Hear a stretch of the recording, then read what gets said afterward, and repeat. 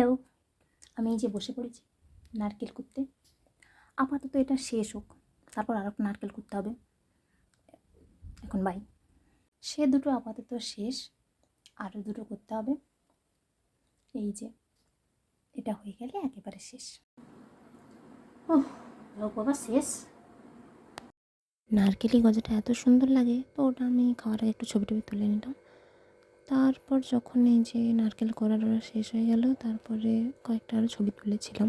ভাবছিলাম এবছর কিছু হবে না, তো হবে, সেই জন্য অনেকটা শান্তি লাগছে। যেহেতু বাবার অসুস্থতার জন্য এবারে আগে থেকে নাড়ু বানানো হয়নি। আজকের স্নান করার পর দুপুরে আমি নারকেল করেছি, তো নাড়ু বানানো হবে ধীরে সুস্থে। তবে আজকের তো নাড়ু খাওয়া যাবে না, অষ্টমী যেহেতু, তো এখনও বানানো হয়নি। সেজন্য আজকে ঠাকুরকে বিকেলের প্রসাদে দেওয়া হবে না, বাকি অন্যান্য জিনিস ঠাকুরকে দেওয়া হবে। নাড়ুটা পরে দেওয়া হবে বানানো হয়ে গেলে।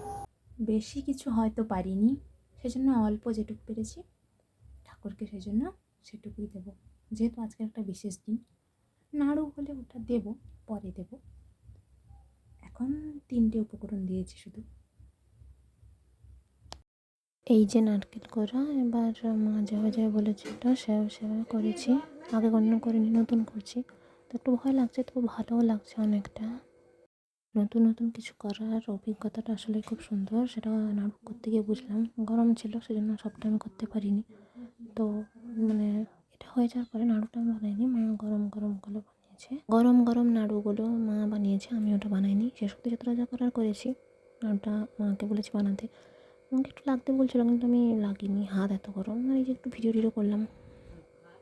আসলে যখন আমরা ভালো থাকি, সুস্থ থাকি, বা বলা যায় আমাদের সময় ভালো থাকে, তখন আমাদের সব কিছু থাকে, আশেপাশে সব মানুষজন থাকে। সেটা জন্মাষ্টমীতেও বুঝলাম। মানে আগের বছর যাদেরকে আমি যা কিছু দিয়েছিলাম, তাদের এবছরও অনেক কিছু হচ্ছে। তারা ছবি দিচ্ছে, স্ট্যাটাসে ভিডিও রাখছে।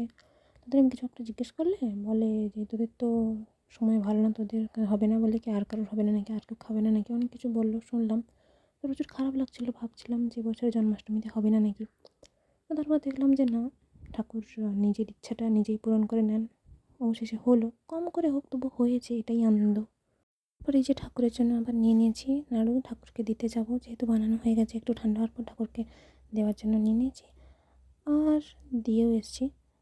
তারপর ঠাকুরকে দেওয়ার পরে আবার রেমোকে দিতে হলো, ও তো আমার সাথে সাথে করছিলো। মানে যা হবে ওকেও দিতে হবে, পুরো মায়ের মতো হয়েছে একদম।